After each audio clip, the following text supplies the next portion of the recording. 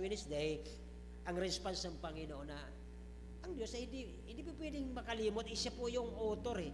Siya po yung mula sa eternity to eternity. Wala po siyang katulad natin na mga tao yung mga may hangganan. Pero siya po ay infinite.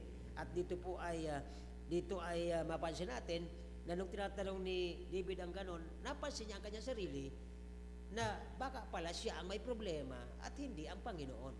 So mostly naman talaga, kadalasan sa mga Kristyano, pag matagal nang alam niyang Kristyano siya, para bang nawawala na sa kanyang kaisipan na nagkakamali din sa habang tumatagal, lumilis ng paunti-unti ang kanyang mga thoughts, ang mga pagsunod niya, na akala niya, tingin niya, maayos pa ang kanyang kilos, yung pala ang kanyang paglakad sa pagsunod sa Panginoon, ay napapansin ng kanyang mga kasamahan sa bahay, napapansin ng kanyang mga kasamahan sa kung saan man, sa opisina o saan man, ay siya na pala ang may problema at hindi na ang Panginoon na siyang may akda ng lahat ng pangako sa atin. Kaya doon po nabanggit ni David ang pangapat na tanong niya, how long? Hanggang kailan tayo magmamatigas? Hanggang kailan tayo magmamarunong? Hanggang kailan tayo para bang lalabas na hindi natin iintindihan ang mga sinasabi ng Diyos sa Biblia na kung saan na the more na we look at ourselves, sabi ni David, may inawit pa siya sabi niya, I humbly come, dahil yung kanyang puso ay sobrang dumi sa harapan ng Diyos. May awit yun, nakalimutan ko lang yung I humbly now acknowledge my transgression, sabi ni David. Kaya nung panahon na yun, pag nakita ng isang Kristiyano na siya po ay nagkakaroon na ng mga pagkukulang sa harapan ng Diyos, doon niya po kinukurik ang kanyang sarili. Have mercy on me. Kaya sabi niya doon, So, in-encourage doon sa verse 1 and 2, na napansin natin noong nakaraang Wednesday na sabi ng Panginoon, nangako siya iniukit tayong mga mahal ng Panginoon sa kanyang palad at kanyang puso, kaya bakit tayo magtataka at magkukulang at magkakaroon pagdududa? Kaya, yung proseso niya yun, na sabi niya, how long, O Lord, ay karamihan pala doon, si David ang nagkulang. Natatakot siya, na para bang sabi niya baga doon sa verse ay na para bang ang kanyang enemy ay mananalo na. Sabi doon, verse 4, let mine enemy say, I have prevailed against him. Para bang, iniisip niya pa lang, isip niya lang ni David yun, akala niya, okay, ma-outnumbered na ang kapangyarihan ng Diyos. Iniisip niya na mananalo ang kalaban. Sino nagsabi sa kanya na ang Panginoon mismo, pagtungkol sa kaaway ng mga Kristiyano, na mga hinirang ng Diyos, ang kaharap nila, ang kalaban nilang totoo, ang Diyos, hindi man yung tao At never silang makakasilip ng kaharian ng langit, sapagkat sila po ay doomed papunta ng impyerno. So ngayong gabi po ay tuloy na po natin para mas mahaba ang ating time sa prayer. Verse 3 and 4 na po tayo. Sabi doon, consider and hear me. Yan po ang unang mga action word. Present tense, hear me, o heard, past tense yun, ang sabi doon ay, bago ang Diyos, maglalang, at si David ay isa rin sa nilalang ng Panginoon. Okay? Na mayroong isang komentarista sa Biblia nagsabi, si W. Wilson, sabi niya, let everyone then who may be tempted to use the complaint, katulad ni David, nag-complain siya, if this Psalms, assures his heart that God does not forget His people. Paano natin ma-assure na talagang hindi nakakalimutan ng Diyos ang kanyang mga tao mismo, Hindi pa niya sinabi yung kanyang mga hinirang, mga pinili, tao pa lang, okay? In general, sabi doon, okay, help will come at last in the near time, o kaya yung sa pangako ng Diyos. All things shall work together for good. Ano pang sabi doon? To them. Sino po yung them? Ito po yung mga tao pa lang niya. And then another word doon, that love God. Sino naman itong mga taong nagmamahal sa Diyos? Ito po yung mga hinirang ng Diyos. Kaya ang dami po ditong sinabi niya To them that love Him, ang sabi ng ni David doon sa verse 3, kung iyong titingnan, consider and hear me. So, lagay na po natin sa ating isipan doon, may tatlong uri ng tao.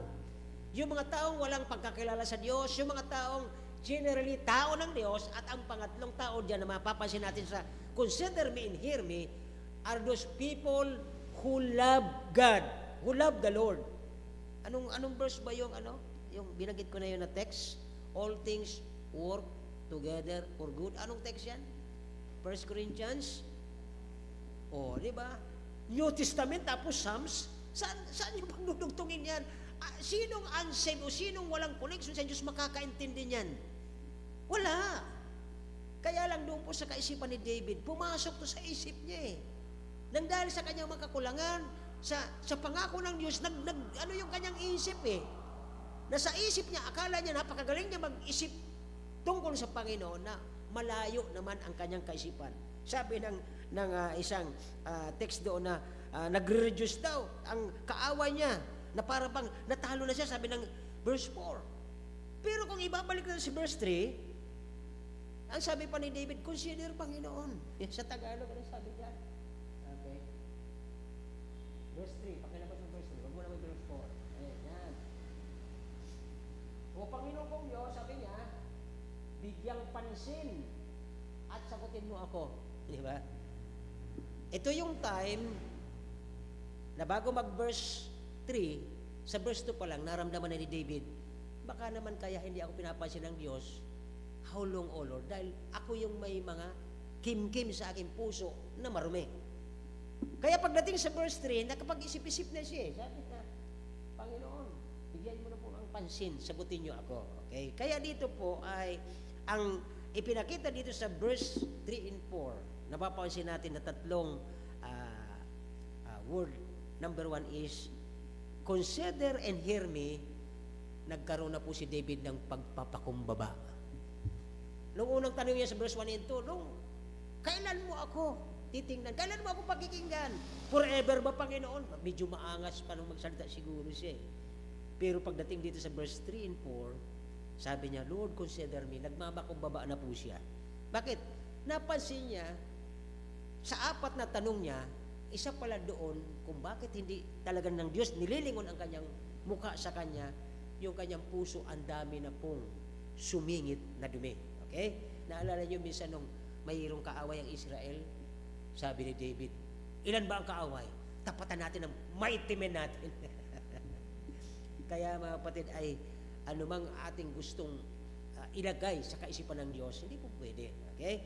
So, dito ay sa verse 3 and 4 ay sabi ni David, consider me and hear me, ay nagkaroon po siya ng humbleness. Okay? Sabi niya dyan sa unang line ng verse 3, consider me, O Lord, my God. Nagpapakumbaba na po siya. Ano po? And recognition doon sa pagkakakilala niya na baka ako pala, sa verse 2, diba? Ako pala talaga ang may problema eh. Ang dami kong inisip, ang dami kong tanong, ang dami kong para bang yung pagtatantrum sa Panginoon. Pero nung napansin niya ito sa verse 3, nagpapakumbaba na po siya. Sabi ng chapter 34, verse 17, the righteous cry out. Okay. Minsan mga kapatid talaga doon sa puso ng isang totoong Kristiyano, pag siya mali, alam niyang mali siya, hindi man siya magsalita, hindi man siya mag-voice out. Pero sa puso niya, Lord, ako po yung nagkasala at sa iyo lamang ako nagkasala, hindi sa iba. Pwede ka magkasala sa kapwa mo, sa mahal mo sa buhay, pero ang una mo talagang pinagkasalaan o pinagkamalian ay ang Diyos na nagbigay ng mga utos na yon. Sa Ten Commandments pa lang, nandoon na yun, nakalagay na yun. Pagdating sa New Testament, nandoon na naman ulit. Kaya bago mo i-recognize na yung pinagkamalian mo, nagkasala ka sa iyong kasama o si ano pa man, o sa mahal mo sa buhay, Lord, sa iyo po ako unang nagkasala bago sa iba. Sapagkat doon pa lang po sa creation ng Diyos, di ba? Sabi niya, let us make man according to our image. Image ng Diyos yan eh. Doon ka nagkasala. So, sa Diyos ka nagkasala dito. Ano po? So, yun po ang sinasabi ng Psalms 34 verse 17. The righteous cry out, and the Lord hears, and deliver them out. Okay, hindi ko na yan. And deliver them out of all their troubles. Hindi yan sinabing some, kundi all. Okay? At lahat nilang mga gulo. Ano mang klaseng gulo yan? So dito ay nung napansin ni David na mayroon pala siyang mismong problema, siya pala ang may pagkakamali sa verse 2, pagdating sa verse 3, na-recognize niya ang kanyang kakulangan, pagkakamali, pagkukulang, nagkaroon siya ng humbleness, and number 2, nagkaroon po siya ng, sabi niya doon sa word, hanapin niyo po yung word na lighten my eyes for wisdom. Anong verse po yan? Okay? Next verse po sa verse 3. Sabi niya, lighten mine eyes, lest I should sleep and sleep of death. Nagkaroon po siya ng hope. Sabi ni David sa kanyang Panginoon, Lord, buksan mo aking mga mata. Okay? Sapagkat dito po ay pag sinabing buksan ang ating mga mata, palinawin, kasi minsan mga kapatid, di ba, may mga pananaw tayo na ang isip, iba ang kinokomando sa iyong nakikita. Gagaya po ng prophecy. Halimbawa, ang prophecy, may drawing ang prophecy na may isang mama na nakatanaw doon sa dalawang bundok. Yung unang nakikita niyang bundok mataas, pero sa pangalawang bundok ay mababa. So ano ang una niya nakikita? Siyempre yung mataas. Sasabihin niya, mataas ang bundok, mataas ang problema. Pero kung titingnan niya sa kabilang side, ang susunod noon, maliit lang. So yun po ang parang pinapakita dito na yung sabi ni David, Lord, ipakita mo sa akin, ano ba yung nais mo pang ipaalam dito na marami kang di ko dapat, di ko nauunawaan sapagkat minsan ang aking kaisipan, minsan ang aking puso ay nagiging makasarili o nagiging fleshly kapag ka ang isang Kristiyano ay nahuhulog sa pagiging makalaman. Nawawala ang kanyang bago, ang kanyang pagiging matalas pagdating sa spiritual na mga bagay. Kasi bakit po? The Holy Spirit itself, yung Holy Spirit na nagparehas kayo at saka ng banal na Espiritu, ay hindi na po magkatugma. Hindi na po right in tune. Parang sa gitara, sintonado na eh. Kaya wala na po yung nakikita mo, iba na ang iyong nasa isip at iba na ang pananaw mo, nagkakaroon po ito ng problema. Kaya at least dito po napansin ni David na nagkaroon sa unang humbleness at nagkaroon siya ng pag-asa ng hope. Eh dito po ay sabi niya, it is time to pray. Doon na po siya nagkaisip nito si David. Yung word na show me, di ba? Kasi doon sa una pa lang sabi niya doon na sa consider my, sabi niya hear me. Dito sa pangalawa na nagkaroon siya ng pag-asa, Lord, show me. Dito yung show my show me. Pakita mo, Panginoon, ano ba po ang talaga ang nais niyo sa buhay? May mga memory verse tayo na hindi natin alam ang bukas, di ba? I don't know about tomorrow. Pero mayroon tayong pinanghahawakan na ang sabi ng Panginoon, consider the lilies, di ba? Tingnan yung mga halaman, tingnan yung mga ibon. Hindi man sila pinagtatanim, pero nandoon ang kanyang pangako na sila ay bubuhayin. Sa ibon nga lang, ay hindi naman nilagay niya doon sa nest para hindi nalalabas ang ibon. Maghahanap buhay din yung ibon para makakain. So yun po ang mga napansin natin dito na sa verse 3 and 4, doon sa dalawang line na yun na nagkaroon siya ng humbleness, nagkaroon ng humbleness. Ang una doon ay sabi niya, hear me, O Lord. And yung pangalawa, show me. Kasi yung kanyang spiritual side ay malabo na dahil ang kanyang motor, ang kanyang pag-ibig sa Panginoon ay nag-decline dahil doon sa kanyang mga tanong na yon. Kaya nung lumabo na ang kanyang spiritual sight, sabi niya, Lord, show me, sapagkat di ko na kaya. Okay? So napapansin natin dito sa buhay ni David, ang dami niyang ups and down. Okay? Mag-isa lang siya rito sa Panginoon, nagpupuri, di ba? Kasi halos poem po ito, halos tulay niya ito eh. Kaya dito ay hindi lamang po yung sa verse 3, nagkaroon siya ng humbleness, hear me, nagkaroon siya ng hope, show me, ay naging po siyang matapat sa kanyang puso. Naging siyang honest, sabi niya, hindi ako makatulog. Anong verse yan? Okay? Verse 3 pa rin. Sabi niya, lest I sleep. Pakilabas mo verse 3. Verse 3, pakilabas mo doon. Okay? Sabi dito ng verse 3, naging honest siya sa kanyang sarili. Bakit po? Sabi niya, baka sa kamatayan makakatulog ako. Okay? Ang aking mga matay, palinawin mo, baka sa kamatayan matulog ako. Pwede nating ipasok dito yung di ba? Yung mga time na pag ang Kristyano ay parang hindi na rin magagamit ng Diyos, papauwiin na eh. Isa sa naalala ko yung kay Jonah, di ba, nung kinain siya ng isda. sabi niya sa sulat niya, doon sa aking ulo may mga bulaklak na parang corona. It is meant, ang ibig sabihin pala nun, patay dapat doon si Jonah eh. Biruin mo, tatlong gabi sa tiyan ng isda, hindi, kahit pa yan mayroong oxygen sa loob yung isda, eh, posible tao ka, isda yun eh. O sige, makipagkarera tayo sa isda. O, nandoon yung isda sa ilalim, tapos nandoon ka rin nakaganyan. Hindi ka obra. O, nakukuha mo, Jacob, kaya natatawa ka. Pero ang mysterious doon, o ang biyaya ng Diyos doon, ang Diyos nagbigay sa kanya doon ng buhay. Ibig sabihin, patay na siya, sinabi niya mismo eh. Dahil sa katigasan ng ulo niya, akala niya matatakasan niya ang Diyos, ay kinain siya ng isda. Mabuti pa nga yung isda, nakakausap ng Panginoon. So natago siya doon. Within 3 days and 3 nights, walang oxygen doon. Sabi niya, mayroong mga bulaklak sa aking ulo at na parang corona. Namatay dapat pala doon si, Bakit siya nabuhay ulit? Nasa Diyos po yun eh. Dito po parang binanggit at inulit ito ni David. Nagkaroon nga siya ng hope sapagkat, honestly speaking, sabi niya, baka gawin ng Panginoon sa akin, makatulog na ako, hindi na ako buhayin. Okay? So, pwedeng ganon, di ba? Kasi yun ang sinabi niya sa word eh. Okay? As David prayed for God to show, he began to see that God was assured. Or aware siya. Sigurado ang Panginoon at aware siya na siya ay may control sa lahat. Okay? Kaya nabanggit ko yung kay Jonah. Ang Diyos may control eh. Kahit nakalibing ka na nasa lupa, natabunan ka man ng mag-landslide, natabunan ka, kung nais ng Diyos buhayin ka, mabubuhay ka. Naalala niyo si Lazaro? Pinahukay si Lazaro, mga kapatid eh. Pinahukay. So, kaya nating gawin ang lahat.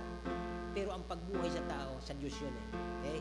So dito po ay He is in control and the circumstances at nakita ni David ang kanyang sarili, nalagay sa ganong circumstansya. Sabi niya, I can take it anymore. Baka mamatay na ako dito.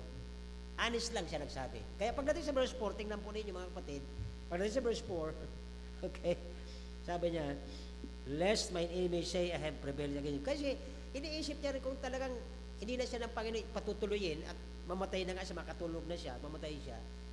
Baka sabihin naman, kaaway ko Panginoon, nanalo sila. Di ba? Marami pa rin si David talagang question eh. Hindi talaga siya tumitigil. Kumbaga batang parang lagi niyang tinatanong ang Panginoon. Kaya dito po ay medyo, lagyan natin ng isa pang medyo malaki-laking ito sa Psalms 123 verse 2. May kaparehas ito eh.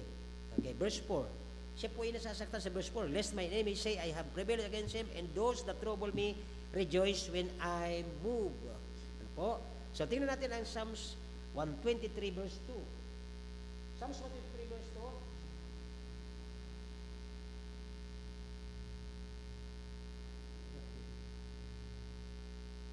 Doon pakilabas. Psalms 123 verse 2. Gaya ng mga mata ng mga alipin na nakatingin sa kamay ng kanyang Panginoon. Okay? Gaya ng mga mata ng alilang babae na nakatingin sa kamay ng kanyang Panginoon, babae. Gayon tumitingin ang aming mga mata sa Panginoon namin Diyos hanggang sa kaya ay maawa sa amin. Hinihintay niya doon sa kanyang amo kung anong ikukumpas, bigyan or itapon. Kaya nakamasid sila eh. Kumbaga sabi ni David, Lord, nakamasid ang aking mata sa iyo kung ano ang judgment mo sa aking pagkakamaling ito. Nandun na. Po? Kaya ang ganda ng nasasaktan man siya na parang kung halimbawa ituloy ng Panginoon na makatulog na siya at di na siya mabuhay, Lord, para magmamalaki ito mga kaaway ko eh. Pero at least sinisi niya na, Lord, nakatingin ako. Nung nagpipray na po siya, Lord, nakatingin ako sa ano pa ang nais ng iyong kalooban. Kung ikumpas mo na ako'y patalsikin, kung ikumpas mo ako'y patuloy na mabuhay, nasa sa iyong kamay, Panginoon. Nakuha po? So, iwanan natin yan ang verse 3 and 4, doon na po tayo sa verse 5 and 6. Pangatlo po, maliban na nagkaroon po siya ng focus sa verse 3 and 4, nag-focus siya doon sa kanyang sarili at sa nais ng Diyos. Third, last, at dito na ubusin na natin to para makaumpisa naman tayo sa verse chapter 14. Ang pangatlo po ay gusto ko pong makita natin ito na yung kanyang pananampalataya dito sa verse 4 hanggang 5 and 6. O kaya 5 and 6 na lang. Okay? Sabi diyan, verse 5, "But I have trusted in mercy."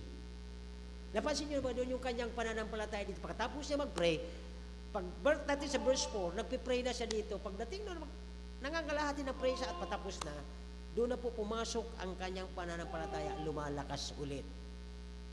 So natural pala yan, pastor, sa bawat Kristiyano, kahit nga mga pastor, minsan nangihina din eh. Kala nyo mga members lang.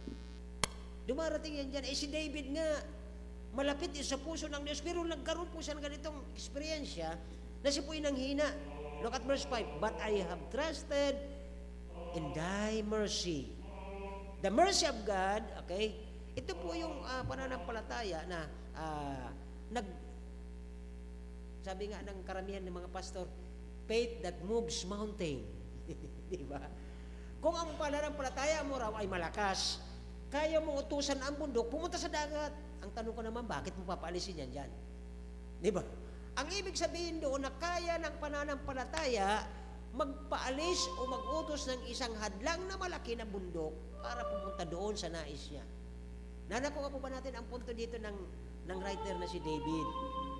Ang kanyang pananampalataya dito, pagkatapos siya mag-pray, lumalakas na, at siya po'y nagtitiwala na sa mercy o kahabagan ng Diyos, ang kanyang pananampalataya ay na-move, nakilos ito ng kanyang pananampalataya, and David was moved by God. Sa pamamagitan ng kanyang pananampalataya, na-realize siya na ang Diyos kaya. Doon sa kanyang mga tanungan na ito, kayang sagutin, at doon po ay lalalo pa siya magtiwala sa Diyos at ang kanyang mercy. Sa unang line ng verse 5, ang sabi doon, "But I have trusted in thy mercy." Pati yung kaligtasan, di ba? Sinabilanggit na po dyan sa the salvation of God. Pagkatapos po ng pananampalataya, di ba? Ang nagbigay naman ng pananampalataya, give up faith, Panginoon pa rin. Ang nagbigay sa atin ng maunawaan ito para mabuhay tayo spiritually, the Holy Spirit, ang pangatong persona ng isang Diyos. So, yung salvation na ito sa Diyos, nagkakaisa yung one God and triune personality, na yung kaligtasan natin, nagkakaroon tayo ng rejoicing. Sabi ni David po dito sa verse 5, they were rejoicing in God's salvation. "But I have trusted in thy mercy, my heart shall rejoice in my salvation." Okay? So dito po ay na-move si David sa mga nung siya po patapos mag-pray, lalong naging malakas muli ang kanyang pananampalataya. At dito po ay nagkaroon na siya ng rejoicing. Mahalaga pala ang prayer, mga kapatid. Sa oras na marami tayong pinagdadaanan like David, dami yung pinagdadaanan, pero ang maganda rito, hindi po si David ang bida rito. Ang makikita natin, ang Diyos, ang tatlong persona ng Diyos nag-move sa Kanya. Una, yung conviction, Holy Spirit, ang Panginoong Hesukristo, sa creation siya naggawa sa Kanya, at ang Diyos Ama ang siyang overall po dito. Kaya dito sabi niya na, and I know, okay, David knew the deliverance of salvation and the moment na ang condition ng kanyang spiritual na pag-ups and down ay matapos na magkakaroon siya ng katuwaan at aawit siya. Sabi ng Psalms 51 verse 12, "Restore unto me the joy of my salvation and renew a right spirit within me." Mga kapatid, hindi ibig sabihin na tayo yung mga katulad namin, pastor, Sunday school teacher, ay ang espiritu natin dire-diretso, hindi po. Dumarating ang punto na may tawag nga dyan ang iba eh. Minsan may tupak din ang mga Kristyano eh. Diba? May mga tupak. Obserbahan nyo sa mga sheep fold. Minsan may tupa rin na nanuluwag. Akala nyo kambing lang. Mayroon din. Ang tawag po doon ay may mga konting sila dito, na sabi ni David, "Restore unto me." Kasi napansin ko, Panginoon, wala na. Nagko-question na ako at tinatanong na kita. Mabuti na lang na-realize niya after he prayed na siya pala ang lahat maraming pagkukulang. Kaya hindi po ang sisi doon, hindi maituturo kahit kanino man, kundi ang turo natin hindi ganun. Ang turo natin ganyan. Ako lamang, asay lamang, Panginoon, nagkasala. I offer thee my contrite heart. Sabi niya sa Psalms. Yung durog na durog kong puso, Lord, ino-offer ko sa iyo. Hindi kung ano pa man ituturo ko, wala. Huwag na kayo magturo. Ang totoong nangyayari at nangyayari sa mga Kristyano at katulad ni David din, ipinaparamdam ng Diyos. Sila pa rin ang tatlong persona ng isang Diyos pa rin ang may kontrol ng bawat nais nila sa buhay natin. Wala tayong karapatan na mag-angas-angasan sa kung ano man ang posisyong mayroon tayo. Anong talino mayroon tayo. Kaya sabi niya dito sa Psalms 51 verse 12, restore unto me the joy of my salvation. Nung maligtas tayo, di ba? Kahit walang kain-kain, sige, witness ka ng witness eh. Alam niyo yung, nagpunta kami sa ospital na marami nag-pray, salamat po sa mga nag-pray. Talagang nagpipray ako noon kasi ang dami ko talagang error sa Panginoon. Lord, kaluluwa ito na naman eh. Nag-uumpisa pa lang ako doon magsimula. Habang nagbabanggit ako doon na ang kailangan niyo po sa kapanahonan ito, walang iba kundi ang Diyos na nagliligtas, hindi ang relihiyon. Nag-uumpisa na siya, nagpupunas ng kanyang luha. Sabi ko, Lord, saan natutuo ito? Hindi ko siya, kaya nag-pray kami. Gusto niyo po mag-pray? Sige, nag-pray siya, sumunod siya eh. Kaya dito po ay, huwag nating anuin ang prayer at ang ating sarili dapat ibalik natin, Lord, linisin mo ulit ito. Restore unto me the joy of my salvation na kahit na mahirap. Nagtataka nga yung mga pasyente doon at mga bantay. Naka-squat ako doon sa bed eh. Kaya may nag-offer sa akin ng bangko. Upo po kayo.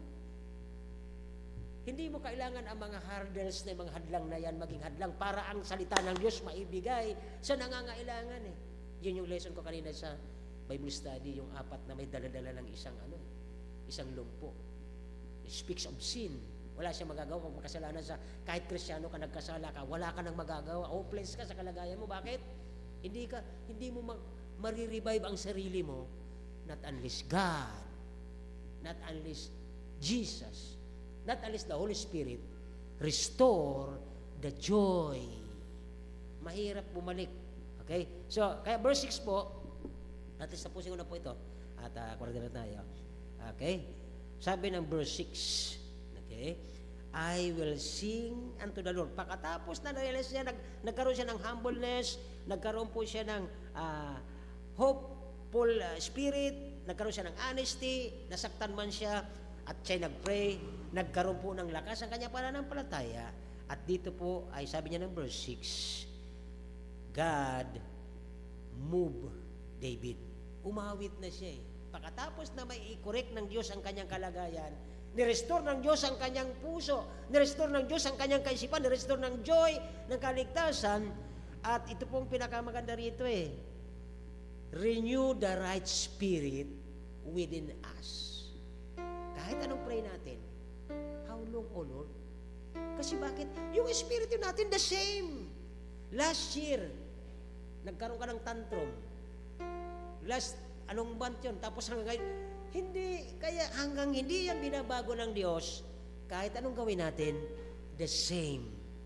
Hindi po yan uubra sa Panginoon. Sapagkat ang bida rito, hindi si David, kundi ang Panginoon. He is the one is control. Sabi doon ni David sa verse 6, now I will sing to the Lord because He has dealt with me. Ano daw yung letter B na yon? Bountifully. Hindi ko na ganong i-emphasize sapagkat oras na tayo. Okay? Because He has dealt. Sabi sa Tagalog, dahil, ano to?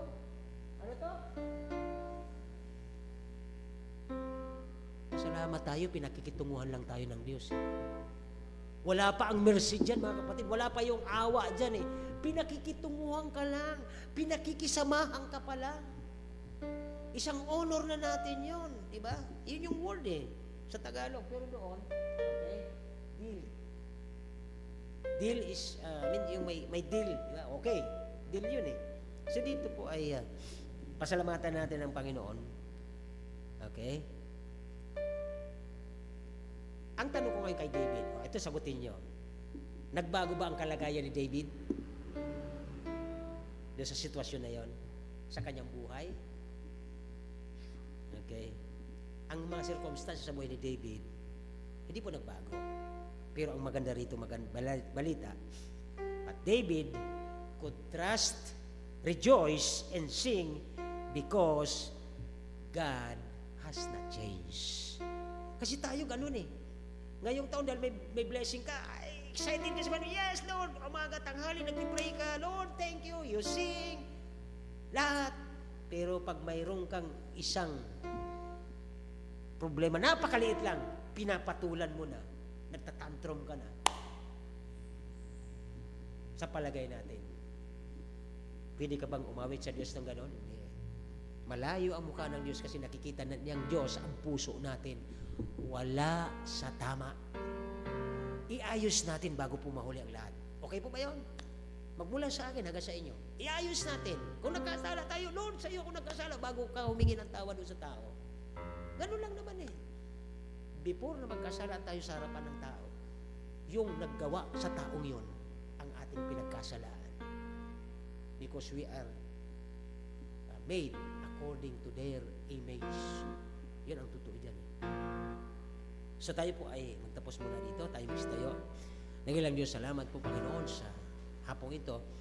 Napakaganda at sarap lasapin ang mga biyayang itong natutunan namin sa buhay ni David, na hindi siya ang bida, kundi kayo Panginoon, na hindi kayo nagbabago sa iyong pangako. Madalas kami nagkukulang katulad ni David, nagtatanong pa siya, nagtatantrum pa siya, nagpe-pray siya, pero minsan parang malayo pa rin. Pero ang maganda rito Panginoon, you are dealing with us, you are dealing with David bountifully. Pinakikisamahan nyo kami ng maayos, kahit kami ang sama-sama ng ugali namin, Panginoon. Salamat po. Pinupurit na pasalamatan ka, Panginoon, sa pangalan ni Jesus. Amen. Amen. Thank you very much po.